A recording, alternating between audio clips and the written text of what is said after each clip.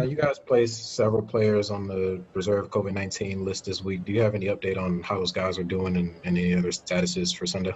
No, I don't have any update. Um, we'll wait and see what happens, but we're just hoping everybody remains healthy and can get back as soon as possible. At least one defensive player back on the practice field for the Raiders on Friday. Still waiting to hear from some of the others. Adam Hill, Sam Gordon here at the Raiders team facility in Henderson. And Sam, a bunch of players are still on the COVID list, but LaMarcus Joyner was back on the field today. That's a good sign in the right direction. Yeah, absolutely. A veteran defender, a key defensive back that is capable of making plays at the line of scrimmage and in coverage.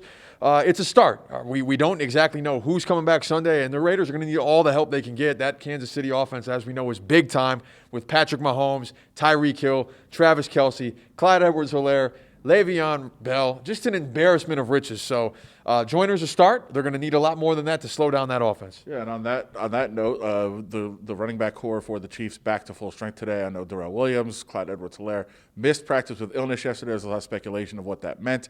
They were back at practice today on Friday, so it looks like the Chiefs closer to full strength. They do have a couple of guys listed as out. On Mitchell Schwartz, I saw was not going to play this week, but close to full strength. The Raiders, as you said, we got one player back on the field today. We will find out if there is more coming. The Raiders do expect a bunch of players that are on the COVID list, as they still are in the double digits, to be back in time for Sunday, but it will be with no practice.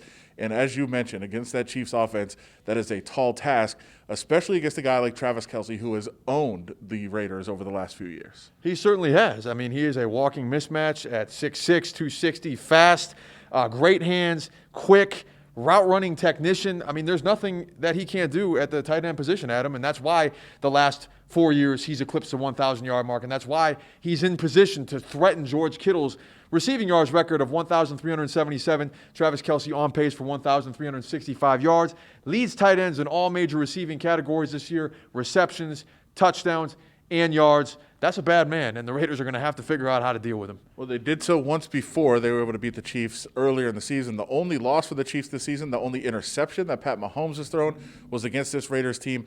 How much of what we saw in Kansas City can be translated to this game here at Allegiant Stadium on Sunday? Yeah, that's a tremendous question. I think you try and take away some of the positives, right? Getting after Mahomes, rushing the passer, doing some of those things. That really changed the tide of that game, that second half.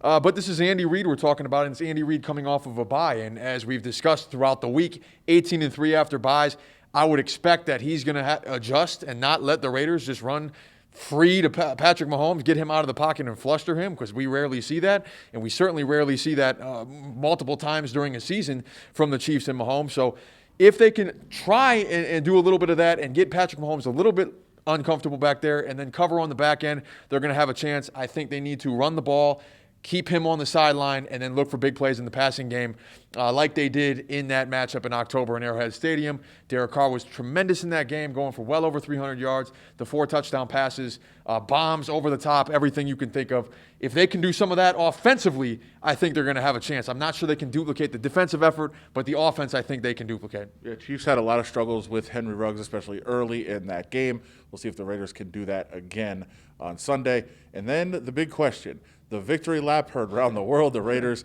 took a lap around Arrowhead Stadium. Didn't seem like much of a big deal at the time. The Chiefs seem motivated, though. And one of the big knocks on the Chiefs this year, they haven't really blown many people out.